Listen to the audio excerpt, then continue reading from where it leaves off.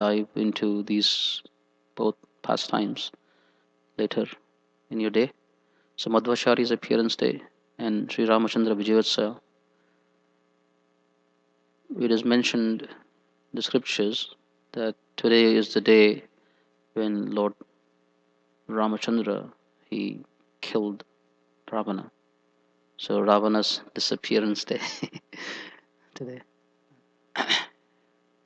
So I invite you to read Ramayana, or this is also mentioned in Chaitanya Charitamrita, Madhya Leela.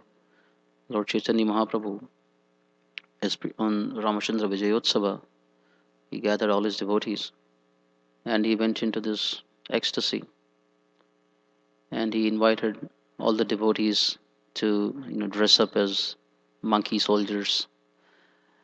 And he himself, I mean, although he's the Supreme Lord, he comes in the mood of a devotee. So he went into this mood of Hanuman, you know, and beginning to chastise, the rascal Ravana who took, the Divine Mother Sita. So this is in Madhya Leela, Chaitanya Charitamrita. You can read that, and of course there is Valmiki Ramayana also. Yeah. So we will cover today 12th chapter, few verses. So this chapter is Vritrasura's glorious departure. So as we are, as Vritrasura's departure is imminent, uh, so it's nice to sort of take a step back and just understand the significance of this amazing pastime. So it is mentioned in the Garuda Purana. So as we know, there are 6 Puranas. I mean, there are 18 Puranas. Some are in the Sattvika, some are Sattvika Puranas, some are Rajasic and Tamasic. And all the Puranas, they glorify, they point to Srimad Bhagavatam as the crest jewel of all the Puranas. Garuda Purana also gives such a reference. It says that Srimad Bhagavatam is the crest jewel of all the Puranas. There are many reasons why, but it attributes, Garuda Purana, it attributes the presence of the Vritrasura pastime in Srimad Bhagavatam that makes it, most glorious. So just the context of what we're reading, the significance of Vritrasura's pastime.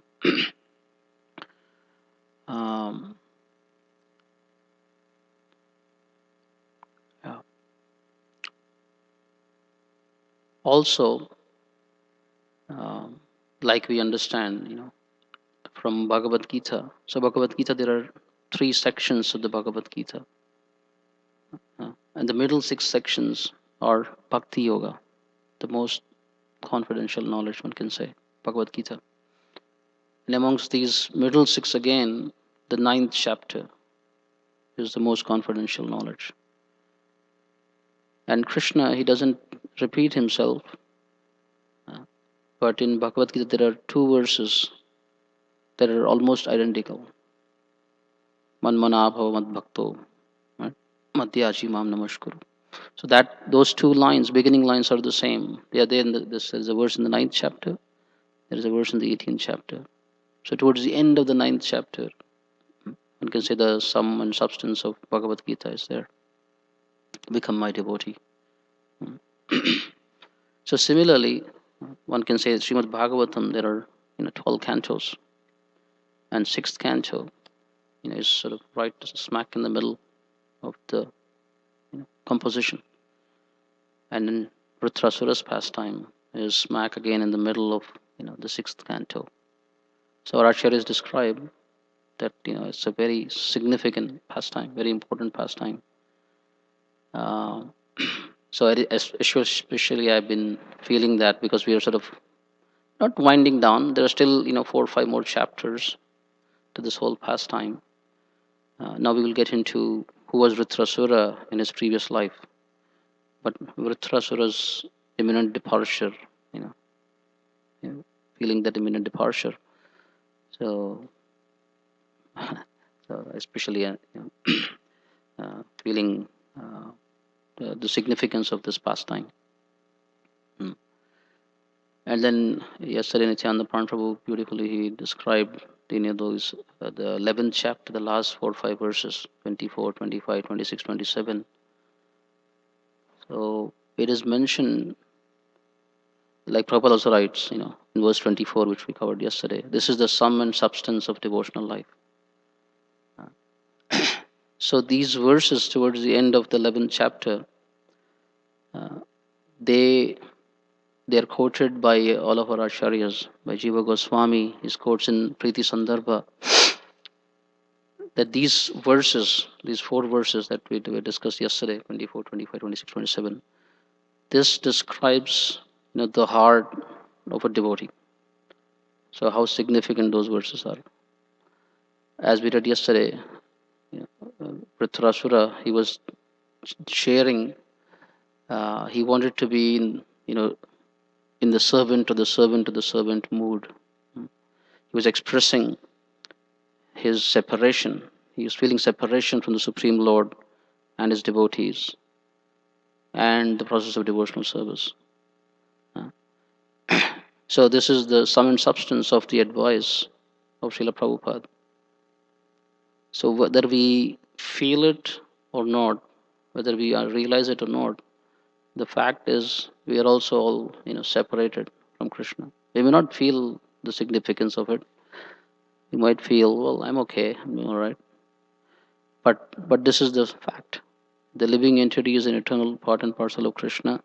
Somehow or the other, we have come into this material world, hoping to enjoy and meeting suffering in our efforts to enjoy. And as we are going along like this, Brahmanda Brahmiti Konaj Bhagyavan Jeev. So somehow or the other, a fortunate soul, he comes in contact with the devotees of the Lord. And that when by coming in contact with the devotees of the Lord, one understands uh, who am I, what is the purpose of life. Some of us have these questions, some of us don't have these questions. I mean, I can speak for myself. I mean, when I came across devotees, I was not really searching for anything. Just happened to, land in the association of devotees. And but the devotees are so merciful that, like Sanatan Goswami, when he approaches Lord Chaitanya, he says, "Everybody worships me, but I don't even know who am I, and I'm coming to you as a blank slate. I don't even know what questions to ask, and what would be the answers to those questions. So give me the questions, and you give me the answers as well." So such is most of our condition. At least I can speak for myself. I was not looking for the absolute truth or whatever. Just landed in devotee association, and just by hearing, Krishna Katha from the devotees, because this knowledge is there eternally in the soul, it gets awakened. Everything makes sense. The questions, what are the questions to be asked? What are the real problems of life? How to, go about solving those problems? So all these, the questions are given, the answers are given, the process is given. Hmm. So from day one, when we come into Hare Krishna temple, this is what we hear. The living entity is an eternal part and parcel of Krishna. He has a relationship of service, but somehow or the other, he has forgotten that relationship.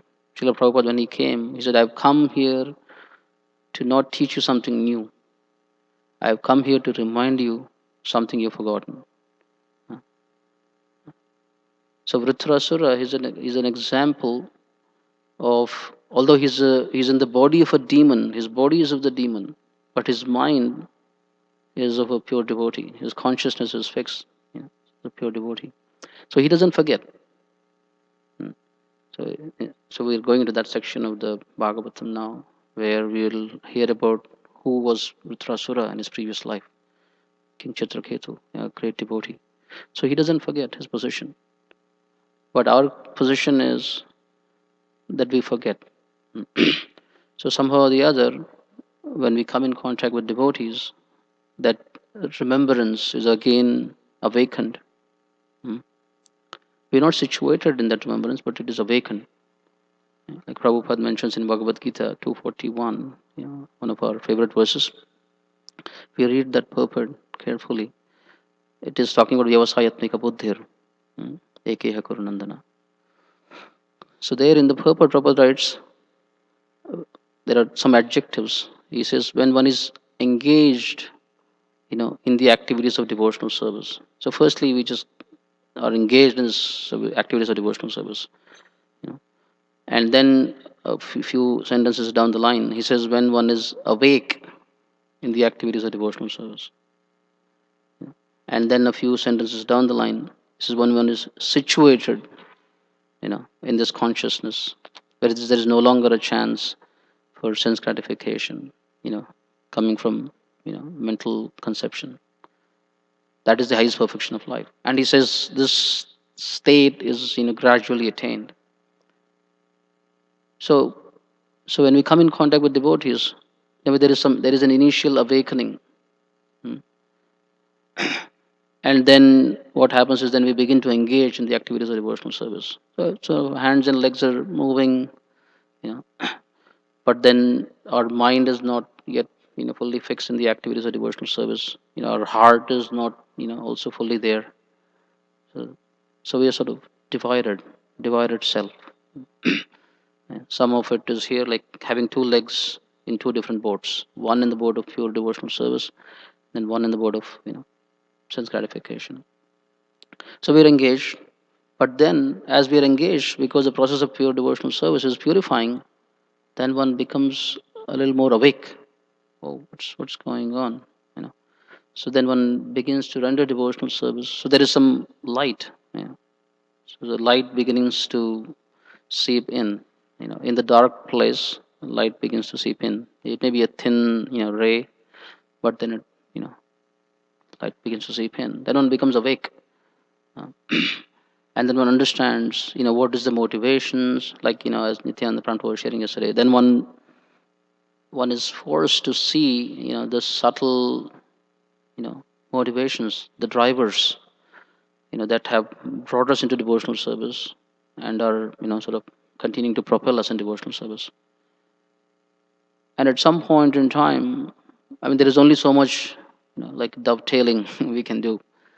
Uh, and at some point in time, Krishna will invite us, he'll bring us to a higher level of surrender, where we have to give up these other, anya pilashita, subtle motivations of devotional service.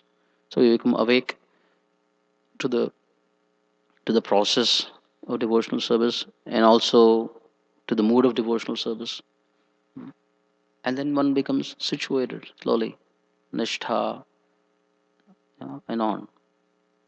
So our Acharya described that Vritrasura is a great example. We are invited to, cultivate and follow. So the four verses that, Nityananda Prabhu covered yesterday, they are great, verses to emulate, to follow in the footsteps, those verses. It has everything, the process, the mood, and everything basically. So just wanted to do that. So now the 12th chapter, read the summary first. This chapter describes how Indra, the king of heaven, killed Vritrasura despite great reluctance. After Vritrasura finished speaking, he released his trident against King Indra with great anger. But Indra, using his thunderbolt, which was many times more powerful than the trident, broke the trident to pieces and cut off one of Vritrasura's arms. Nevertheless, Vritrasura used his remaining arm to strike Indra with an iron mace, making the thunderbolt fall from Indra's hand. Indra, being very ashamed of this, did not pick up the thunderbolt from the ground. But Vritrasura encouraged King Indra to pick it up and fight. Vritrasura then spoke to King Indra as follows, instructing him very well. This is the instructions of Vritrasura. The Supreme Personality of Godhead, he said, quote, is the cause of victory and defeat. Not knowing that the Supreme Lord is the cause of all causes, fools and rascals try to take credit for victory or defeat themselves. But everything is actually under the control of the Lord. No one but him has any independence. The Purusha, the enjoyer, and Prakriti, the enjoyed, are under the control of the Lord, for it is by his supervision that everything works systematically. Not seeing the hand of the Supreme in every action, a fool considers himself the ruler and controller of everything. When one understands, however, that the real controller is the Supreme Personality of Godhead, he is freed from the relativities of the world, such as distress, happiness, fear, and impurity. Thus, Indra and Vritrasura not only fought, but also engaged in philosophical discourses. Then they began to fight again. This time, Indra was more powerful, and he severed Vritrasura's remaining arm. Vritrasura then assumed a gigantic form. Yeah, it gets really fascinating. It's a nice, yeah, movie. Like a nice horror movie. Vritrasura then assumed a gigantic form and swallowed King Indra. Ooh. But Indra, being protected by the talisman known as Narayana Kavacha, was able to protect himself even within Vritrasura's body. Thus he emerged from Vritrasura's abdomen and severed the demon's head from his body with his powerful thunderbolt. Listen to this one. Severing the demon's head took one complete year to accomplish. Alright. So that's the coming attraction. Again, reading translation, verse 1. Sukadeva Goswami said, desiring to give up his body, Vritrasura considered death in the battle preferable to victory. O King Parikshit, he vigorously took up his trident and with great force attacked Lord Indra, the king of heaven, just as Kaitaba had forcefully attacked the Supreme Personality of Godhead when the universe was inundated. Although Vritrasura repeatedly encouraged Indra to kill him with a thunderbolt, King Indra was morose at having to kill such a great devotee and was hesitant to throw it. Vritrasura, disappointed that King Indra was reluctant despite his encouragement, took the initiative very forcefully by throwing his trident at victory. Vritrasura was not at all interested in victory. He was interested in being killed so that he could immediately return home back to Godhead. As confirmed in Bhagavad Gita 4.9, Tyaktva deham punarjanmana iti mameti suarjuna. After giving up his body, a devotee immediately returns to Lord Krishna and never returns to accept another body. This was Vritrasura's interest. So, as we've been reading, and Prabhupada is writing in this summary and the purport as well, this is a very unique battle. Bhagavad Gita also, in a way, Bhagavad Gita, before the battle began, Krishna and Arjuna, were engaged in a discourse. Arjuna had, he expresses doubts about engaging in the war. Krishna, he, destroyed them, and then Arjuna resolved to fight. But in this war, there are discourses as they are engaging in the battlefield. There are discourses happening. It's a very unique, battle. And as we can see here, like Indra,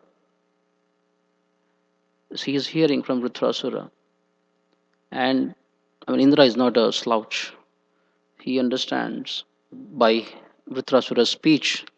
Whoa, this person, although he appears to be in the body of a demon, he is not an ordinary person. He is not a demon. Later on, you will see in this chapter, he glorifies Vritrasura. He glorifies his position as a pure devotee. So even in Lord Indra, we see there's two sides of him. There is one side that he wants his kingdom back, but there is the other side who is able to recognize that Vritrasura, he is a devotee of the Lord, and Lord Indra, he is also soft-hearted. Like Prabhupada sometimes tells us, like Arjuna's reluctance to fight, because it was his soft-hearted nature. Sometimes Prabhupada says it was his material compassion. Elsewhere he says it is his soft-hearted nature. So similarly here, Indra, so there is both. In a way, he's fearful, he's terrified, seeing Vritrasura's prowess, and although he has a thunderbolt, but the fear is so overwhelming, large, that he doesn't think that he can overcome Vritrasura. So there is that side of him. But then, as they are engaging in the warfare, and Vritrasura is encouraging him, kill me, I'll go back home, back to Godhead. Like, what's going on here? So his heart is transforming. Vritrasura, I mean Indra's, and so he's understanding. Indra is understanding. So in a way, this is like two devotees here. Indra and all of us, we are like the Mishra Bhaktas, mixed devotees. And then here is Vritrasura, who is a Shuddha Bhakta. So he's able to understand his position. And I mean, already Indra has, and you'll hear all this later, Indra has already been involved with the offense of Brihaspati. Right? Then he killed his spiritual master Vishwarup. So, and now sort of the ante is like picking up. But this is not just a spiritual master. This is a pure devotee, Shuddha Bhakta. Hmm. So he's even afraid of the sinful reactions that he will get. You'll see later. But again, but the rishis and the demigods, they say, well, we'll perform an Ashwamedha Yagnya, and we'll take care of the sinful reactions that will come from killing Vritrasura. Of course, so we should understand. Obviously, when we hear all these amazing things happening, obviously this is all a plan of the Lord. The plan of the Lord is Vritrasura's going back home, back to Godhead. And so Indra's hesitancy for various reasons, I mean, they have to be addressed. And the Supreme Lord, He uses, His own devotees to address, those, hesitancies. Through the demigods and the rishis, He gives the solution to Indra like that. So one can, when one steps back, of course, for us there are many instructions, but we can clearly see everything is happening, under Yoga Maya, so to speak. Even Indra's, position, is like that here. So Vritrasura, he is, he wants to go back home, back to Godhead, and Indra, you know, his, consciousness, transcendental consciousness, becoming awakened, he is resistant, you know, to take up weapons and throw them at Vritrasura. But then what happens is, so then Vritrasura, he incites Indra's anger, so to speak. Like Lord Krishna also, Prabhupada writes in Bhagavad Gita, that to engage in a war, one cannot, I mean, the anger has to be aroused. One cannot engage in a war, you know, in a friendly attitude, so to speak.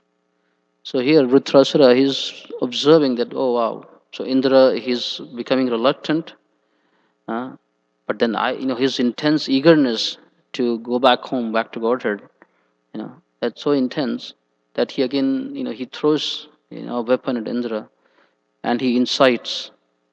In a way, sort of, he wakes him up out of his slumber. He incites his anger. Not just that, and we also clearly understand that Indra, like all of us, he is still attached. You know, he's a devotee, but he's still attached. He's still, thinking about self-preservation. He's not in the platform of Dadichi, where somebody goes and asks him for his body, and he said, "You can have it," or with Rasura. So in both ways, when somebody's attacked, like this defensive mentality, it comes up. Those who are in the bodily conception of life, the defensive mentality comes up. So Vritrasura, he's hurling the weapon at Indra, and thus he's inciting him to fight. And then Vritrasura, Prabhupada writes, very clear. Vritrasura, disappointed that King Indra was reluctant despite his encouragement, took the initiative very forcefully by throwing his trident at Indra. Vritrasura was not at all interested in victory, was interested in being killed. Vijayan is the word that comes. Being killed so that he could immediately return home back to Godhead. After giving up his body, a devotee immediately returns to Lord Krishna and never returns to accept another body. This was Vritrasura's interest. This is Vritrasura's great position. And as you will hear in the future, many times when a person is cursed, uh, they ask, like there is a negotiation sometimes. There's like a plea bargain. They will say, yes, I'm sorry for what I did, but this happened and that happened. So can we negotiate? But when King Chitraketu, when he was cursed by Mother Parvati, there was no negotiation.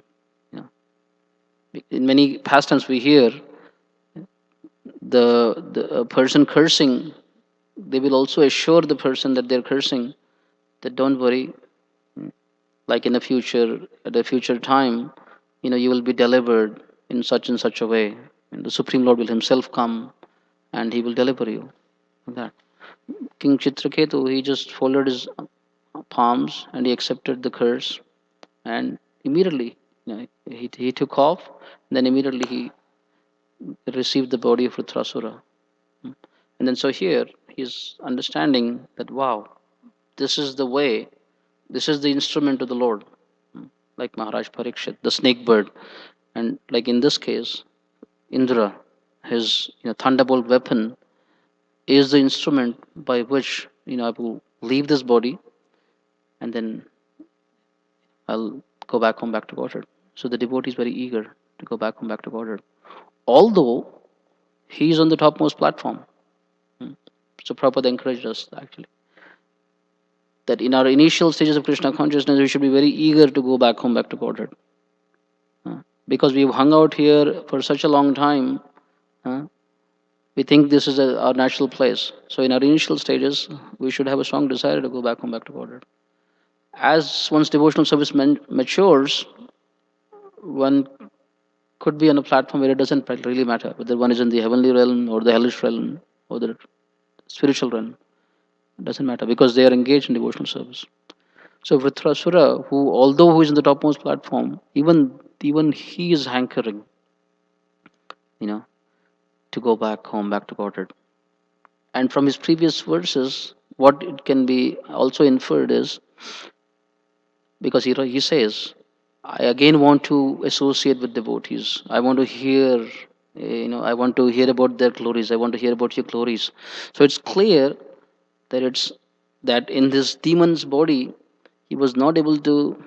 I mean, externally, he was not able to perform the activities of devotional service. His mind was completely fixed, on Krishna, but he was not able to perform the activities of devotional service. And so, in this case, the body was an impediment. In our case, it's the other way around. It's not like we have a demon's body, but we have you know, whatever. We have a body which we can render devotional service. But our mind is an issue. In his case, the body was an impediment. So he's saying, finish this and then let me go back home, back to Godhead. Means let me again somehow have the opportunity to have direct service to the Lord, you know, or associate with the devotees of the Lord, glorify Him, hear about Him. So he's hankering for that. So he wants to finish this business. So that's what Vritrasura is saying. He's not really interested in victory or defeat. Prabhupada writes. This is what he wants. Okay, so we'll pause here and see if there is any discussion, comments, or questions. Hare Krishna.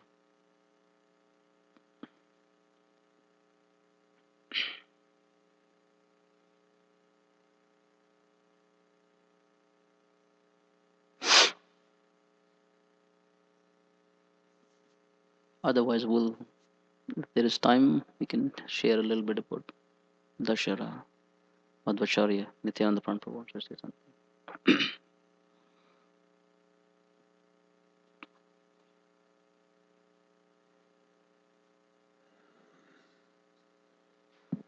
Say that again. Yesterday, I had requested the devotees some homework.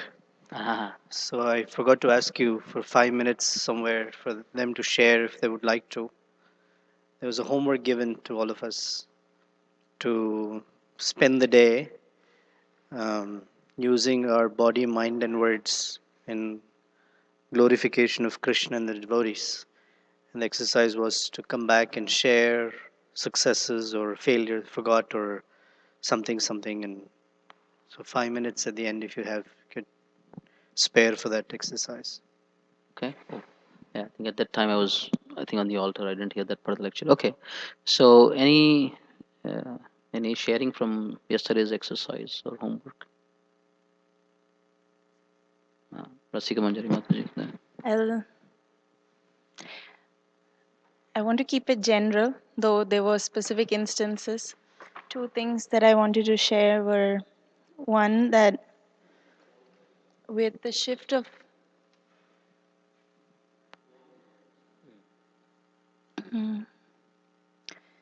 just trying to make that conscious attempt um, helps to shift the focus internally. And I noticed that at least two things that would normally irritate me that happened yesterday. Just trying to shift that focus. The situation just lost its gravity in a sense, like the miserableness of it was just reduced.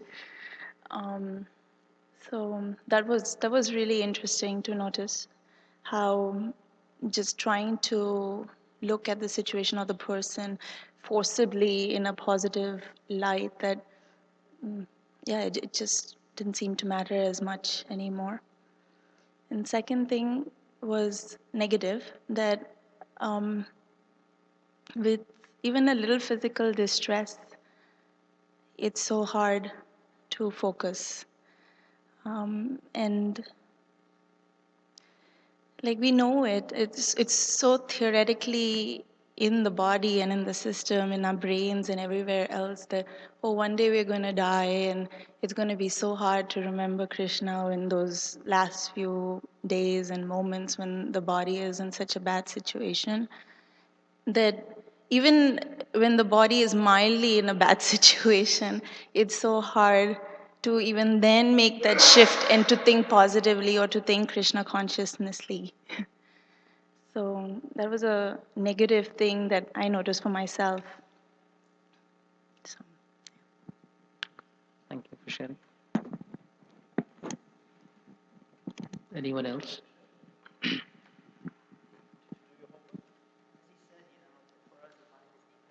Body is engaged. So say it. I mean, just the point you were making, that for us the mind is the impediment, but for Like- Vichasura the body was the impediment. For us, the mind is the impediment. So that's the conclusion of my homework.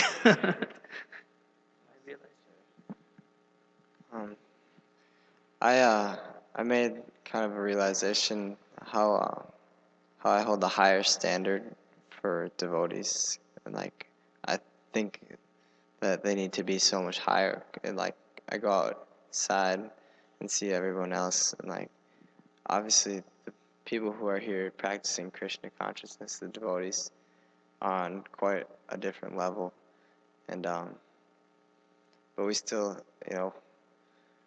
we're still like going through the struggles of material existence. So I found I need to lower my like standard, and not just like think all the devotees need to be perfect and judge them.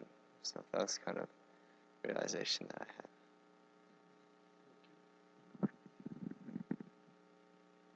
Anyone else?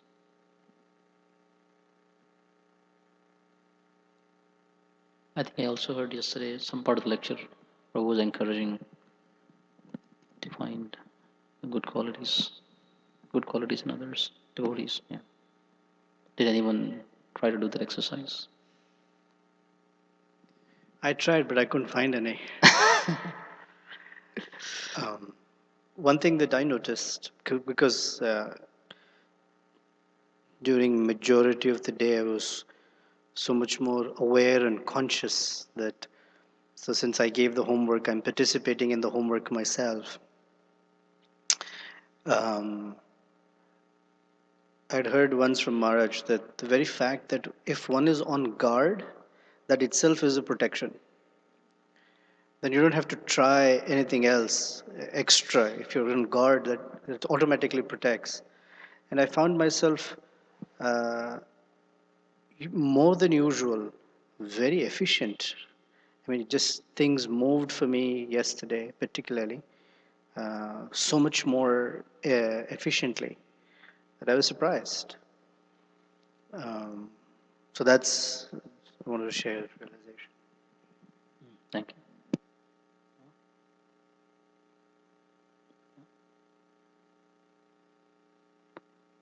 Yeah. Oh, I've been coming here to the temple for some time now, and I could appreciate devotees personally, like individually, but I really appreciate all of you, who are young, uh, and uh, engaging in the process of devotional service. When I look back, what I was doing when I was like 20 or 21 or 25, and so I really hats off to all of you, because this is the age where the senses are they're raging the most, and so for all of you, young, you know, devotees, to dedicate yourself to Krishna consciousness, that's really amazing. Looking at the other day, Mike was walking downstairs and chanting in the evening like 5 o'clock, and I was appreciating, him and then all of you. So it's quite amazing. So you are all my heroes.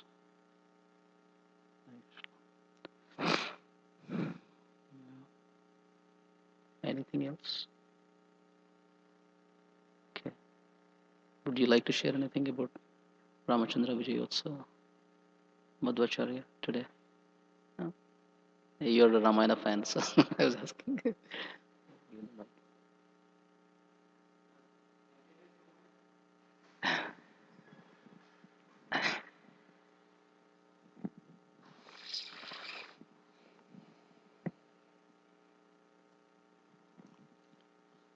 Or anyway, or you can read also from Oh, sure. the If you'd Vaishnava like calendar. to, I'll give up if you'd like to read.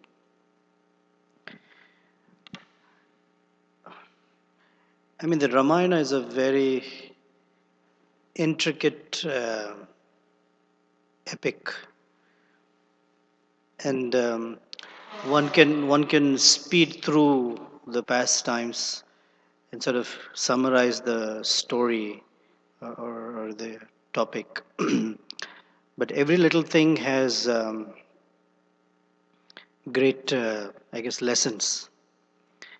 I guess spontaneously, if you ask me to say something, especially because today's the day Lord Ramachandra Kill killed Ravana. Yeah. Ravana. Um, the one that comes up for me uh, is before Lord Ramachandra crossed the ocean to face off with Ravana, Vibhishana came because he had defected uh, Right. Ravana's camp and wanted to join Lord Ramachandra's camp. Now, he was a demon. He was the younger brother of Ravana. And among the top 3 generals, he was one of them. And the scene is that Lord Ramachandra is sitting near Rameshwaram and strategizing. And while they are strategizing, Ravana's spies are flying in the sky like drones, picking up reconnaissance information about what is they strategizing to go back and report to Ravana. And so they're discussing their strategy very secretively without being too loud or something. And they know they're being tapped. And at that moment, Vibhishan also arrives. And the entire army of Lord Ramachandra sees Vibhishana with suspicion that this fellow is a spy, is a mole, he's coming here because he's trying to find out information. And because he's a demon, he cannot be trusted. He's lying that he wants to join and he wants to defect Ravana and join Ramachandra. In fact, including Lakshmana and Sugriva, they are suspicious of Vibhishana. But Lord Ramachandra isn't. And he says to the entire army that if Vibhishana is saying something that he wants to join us, then we have to accept him so. And if he turns out to be anything other than that, that is his problem. And so there is some argument because Sugriva is the general and Lakshmana is the confidant. And yet Lord Ramachandra says, no, we should accept him. And the wonderful part is, as soon as Lord Rama explains his stance, Sugriva and Lakshmana completely drop their case and embrace Vibhishana into their camp. And it is that act of Lord Ramachandra which opens the key for how to kill Ravana. Because when Lord Ramachandra reaches Lanka and they're fighting with Ravana, he's cutting off his heads and new heads are coming up. He's cutting off his arms and new arms are coming. And Ravana is literally invincible until Vibhishana says, well, you have to strike him in his heart. And that is where he has a pot of whatever life force is very carefully kept there. And unless you hit him there, he will not die. So that Vibhishana's being part of Lord Ramachandra's army actually turns out to be like the key for victory for Lord Ramachandra. Of course, he's the Supreme Lord. He knows everything. But for me, is the one may come from a demonic side of things. The acceptance of Lord Ramachandra is very amazing. I mean, it is very high.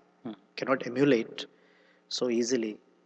But it's very amazing that he accepted even Ravana's brother onto his own camp. Particularly because of Vijayadashmi, that particular pastime.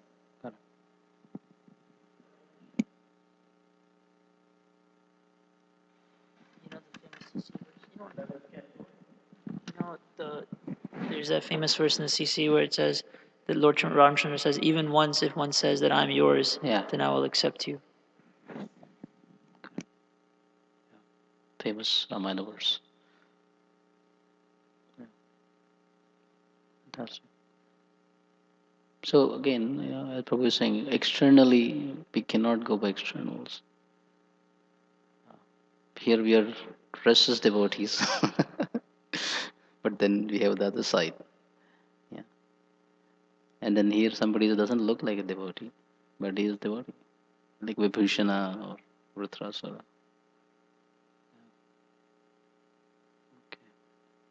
Okay. Thank you all very much. Hare Krishna. Please accept my blessings.